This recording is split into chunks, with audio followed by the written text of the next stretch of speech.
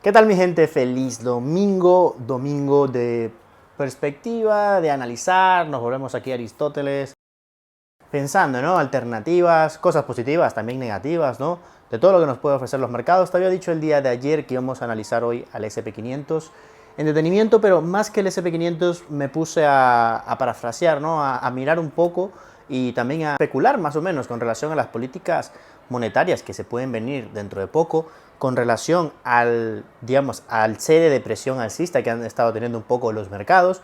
Inicialmente gracias a la caída del petróleo, que el petróleo pues ya sabemos que está en una tendencia bajista desde hace más o menos unos 2 meses, lo teníamos estimado, ¿okay? Que pudiésemos llegar hasta unos 60 puntos más o menos, 65 por ahí están los targets, y bueno, todo eso cómo puede afectar a Bitcoin, que también hay muchos que están mirando una divergencia en el gráfico semanal para BTC, que no la descarto porque sí está presente, pero bueno, hay que tenerlo presente porque puede venir un cambio de políticas dentro de muy poco. Mucho ojo y vamos a mirarle.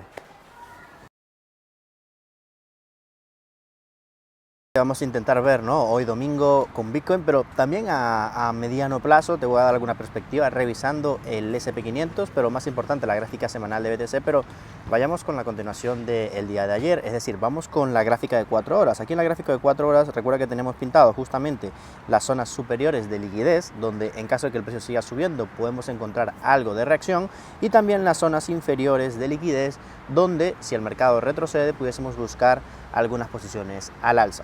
Por los momentos el mercado pues se ha mantenido en su mismo movimiento, es decir, ha estado en una zona de consolidación, lo cual es normal, es decir, luego de fuertes subidas generalmente el mercado casi siempre descansa, ¿ok? Y nos arma alguna zona de, pues digamos, canal ascendente, zona de consolidación para probablemente rebotar un poco más. Es decir, lo que casi siempre sucede en estas oportunidades es que luego de un movimiento tan fuerte al alza, el mercado descansa un poco, lanza un último latigazo alcista y luego de ese último latigazo el precio viene y se cae. ¿Okay? Si lo vemos probablemente por ondas de Elliott, ¿vale? Puede quedar un poco más sencillo de ver, como por ejemplo esta es la onda 1, esta es la onda 2, toda esta subida que hemos tenido es la onda 3, estamos ahora mismo presenciando la onda 4, faltaría simplemente una última onda 5 o un último impulso al alza, que bueno, ese último impulso ya estamos viendo que puede llegar a cualquiera de las zonas que tenemos aquí delimitadas, ¿okay? Al área de los $22.000 o al área de los 23.000, dependiendo de cómo llegue a esas zonas. A partir de ahí empezaríamos a tomar pues decisiones. Sin embargo, el SP500 va a tener una repercusión bastante importante en lo que vamos a analizar a día de hoy, es que no vamos a cambiar proyecciones, pero sí vamos a presentar o vamos a traer una nueva carta sobre la mesa, ¿no? Vamos a presenciar, por ejemplo, fíjate, vamos a mirar la gráfica semanal de Bitcoin, porque hay algo interesante que muchos han estado mencionando, y es sobre una posible divergencia en el gráfico semanal, posible formación de doble suelo, posible formación de rebote, etcétera, etcétera, etcétera. Fíjate que justamente lo que tenemos acá en el gráfico semanal, por la parte inferior donde nos marca el RSI, es que tenemos este último mínimo, es decir, la última caída de los $18.000, que coincide con este mínimo de por acá, y el último mínimo que hemos marcado pues también ahora en los 18.500, 600, pero que no llegó al mínimo de todo el año. Fíjate cómo aquí es importante porque hay que presenciar o hay que determinar ciertas cosas, como por ejemplo, inicialmente no pudiésemos hablar de que directamente que hay una divergencia en sí, porque ¿qué es una divergencia? Una divergencia es cuando el precio llega a un punto y luego llega a un punto más alto o un punto más bajo, pero la fuerza del indicador no lo logra. Entonces en este caso tenemos un punto bajo, pero en el precio no tuvimos un punto más bajo, sino que tuvimos un punto más alto, ¿vale? Por lo cual yo aquí descartaría un poquitito el tema de la divergencia. ¿Okay? Al menos si nos vamos a lo que generalmente estamos acostumbrados, no tenemos divergencia como tal, pero sí tenemos, ¿okay? Lo que sí podemos decir es que, como lo podemos ver en el RSI, en esta última caída, ¿vale? Se acercó al mínimo, pero el mercado, o mejor dicho, la fuerza relativa, no estuvo tan presente. Es decir, que efectivamente esa última caída no fue con tanta fuerza, lo cual puede ser positivo. No lo consideraría yo ahora mismo como una divergencia, pero sí como algo positivo. Ahora, para ponernos un poquitito más felices, porque siempre tenemos que buscar felicidad en algún lado, pues fíjate que si lo miramos en la gráfica del CME, donde es diferente, porque en este caso, fíjate, tenemos el mínimo, y luego el mercado acá marcó un mínimo más bajo que el anterior, es decir, el precio marcó un mínimo más bajo. Aquí sí tenemos un mínimo acá y luego un mínimo acá, pero fíjate en el indicador, el RSI en este caso sí tiene un mínimo en ascenso. Aquí sí tenemos una clara divergencia en toda regla y algo bastante positivo porque es en el gráfico de los institucionales. Entonces, José, bueno, con todo esto, entonces, to the moon, ¿no? Vámonos a los 100.000, fin del bear market, fin de, bueno, todo. Bueno, en este caso es donde justamente va a entrar en juego el S&P 500 y no solamente el S&P 500, sino esta semana entrante la inflación y luego también la semana de arriba el tío Powell hablando sobre las políticas monetarias. Recordemos que no nos podemos mover solamente por la gráfica. La gráfica en algunas oportunidades, por decirte un 80%, casi siempre nos da toda la información que necesitamos.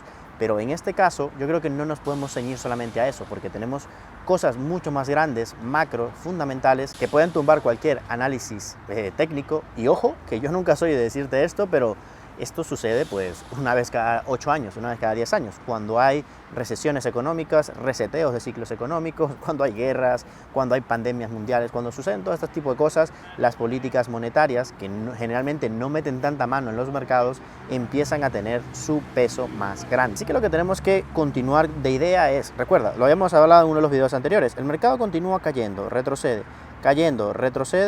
y probablemente ¿qué debería venir? Una última caída. ¿Okay? Es decir, la tendencia, la estructura, todo se mantiene bajista por los momentos para Bitcoin. Te lo mencionaba y te lo repito ahora, hace un par de días atrás cuando te decía, Bitcoin se tiene que mantener alcista hasta que de una forma exógena, es decir, algo externo, haga que cambie la estructura o haga que cambie el mercado. Porque por sí mismo, ¿okay? La estructura, la tendencia, los mínimos, los máximos, los indicadores, prácticamente todo está en plena presión bajista. Ahora por primera vez tenemos un descanso importante porque fíjate, una divergencia en el RSI, esto no es algo común, esto es algo que se ve generalmente en los topes. Ok, por ejemplo, vamos a ver, fíjate justamente, cuando se dio una divergencia del RSI en el gráfico semanal. Pues el año 2021, cuando teníamos el máximo por acá en abril de 2021 y luego marcamos este otro máximo y fíjate que el RSI pues tenía ese máximo y luego este máximo, ¿ok?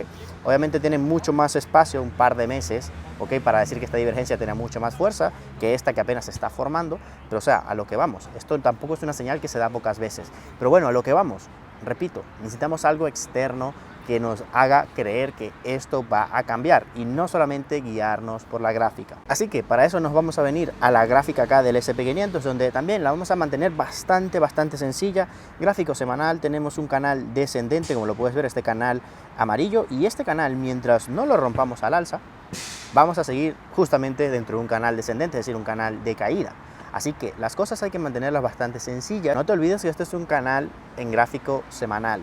¿Okay? Significa que pasarán meses para que esto se desarrolle. No estamos hablando que vamos a romper el máximo de este canal probablemente esta semana, que luego puede pasar lo que sea porque no lo podemos controlar, ni que vamos a llegar al mínimo del canal en 2 semanas porque probablemente no lo vamos a hacer, a no ser que exista demasiada volatilidad, noticias importantes, etcétera, etcétera, etcétera.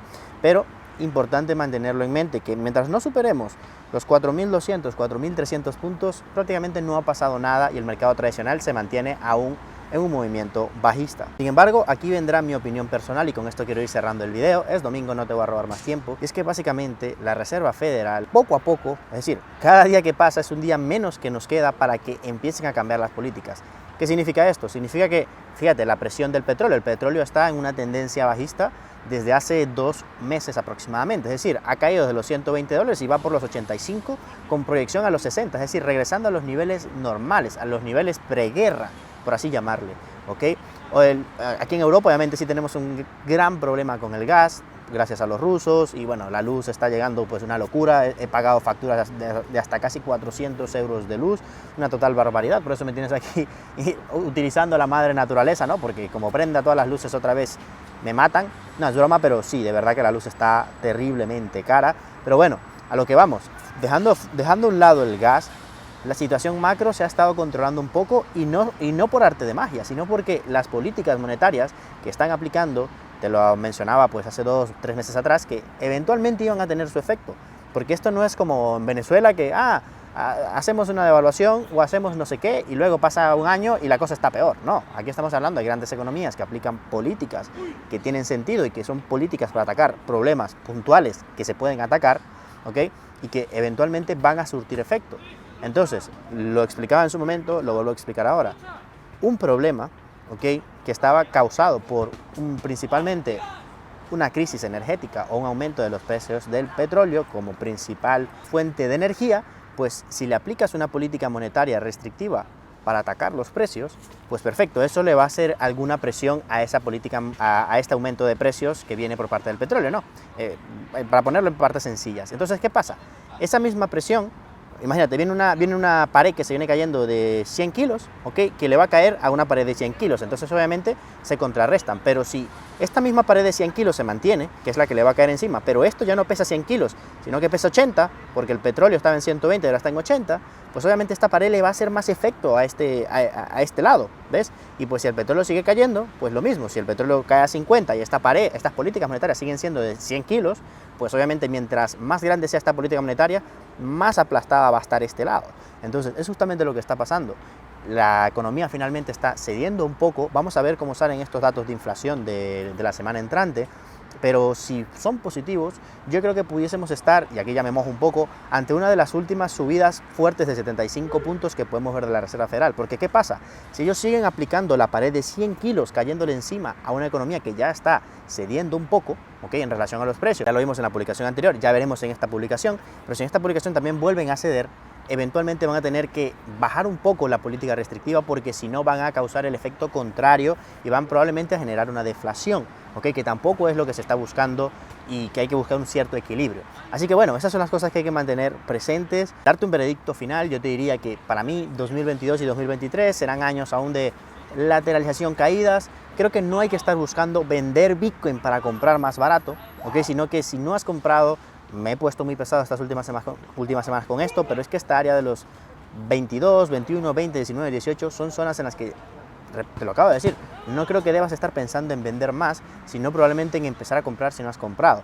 Puede venir una última lateralización con caída y marcar mínimos en 14, 12, 10, sí, pero tienes que probablemente estar dentro de mercado con algo de exposición. Recuerda que no es recomendación de inversión, como siempre te lo menciono, que tienes que tomar tus propias decisiones y que también tengas mucho cuidado, porque el trading está sumamente peligroso, está sumamente volátil. Si quieres utilizar una plataforma de trading, como siempre utiliza OneFury, que es la que te recomiendo para que puedas tener las mejores condiciones de mercado. Probablemente puedas ganar o sacarle más beneficios a tus operaciones, porque si no te cobran comisiones, pues obviamente entras con ventaja al mercado, spreads sumamente bajos, puedes operar el S&P 500, el Nasdaq, Bitcoin, bueno, prácticamente todos los 5 principales mercados a la palma de tu mano o directamente en la interfaz web. Dale un vistazo y que pases un feliz domingo. Adiós.